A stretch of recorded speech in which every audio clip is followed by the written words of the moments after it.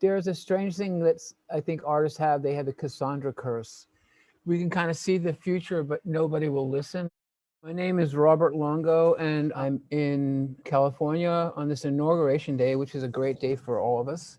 And my show is at Jeffrey Deitch in Los Angeles, and it's up till the end of February.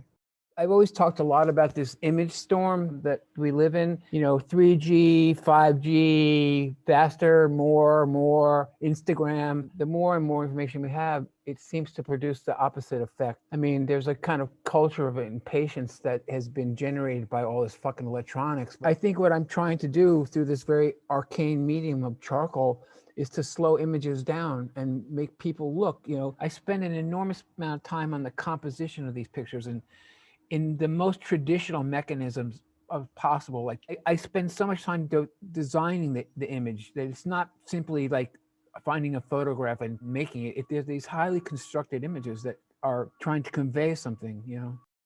The Capitol was generated out of a frustration that was happening at time with the way that the Congress, and particularly the House of Representatives at the time, were dealing with Obama. And what was so strange about doing the Capitol drawing is whenever I do a different series of work, I always spend a lot of time doing research. So there I was researching the Capitol. I had the floor plan of the Capitol. I knew where the vice president's office was. And I made this artificial hill that it kind of sits on, the idea of the shining city on a hill bullshit. The way that I made the clouds for it is that I made the clouds in a way that gives the drawing a feeling of like a dolly zoom. So it looks like the building is kind of moving towards you at the same time that you're looking at it. The Supreme Court was a pretty obvious one. It's split in half, which is like at that time it was split in half. And the fear of what Trump would do with the court has come true, unfortunately. The whole thing on top saying that, equal justice for all is always debatable to me, and that's why the word justice is kind of split. The Supreme Court looks like it's a building that's kind of deteriorating and there's a really stormy sky above it. I mean, it's a pretty intense image in that sense.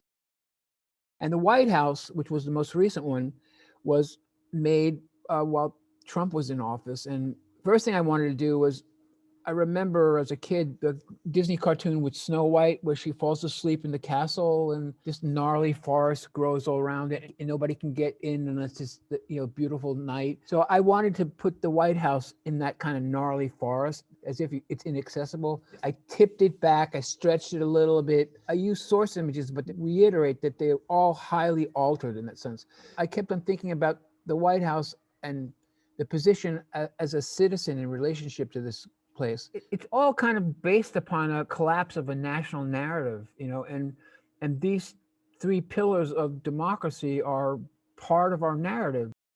When I went to Richmond and I drove down the street, Monument Avenue, I think it's called, where they had the statues of Robert E. Lee, Jefferson Davis, and Stonewall Jackson, I go, what country in the world has statues to fucking traitors? I think these moments in American history when they started taking down the Confederate monuments was so important.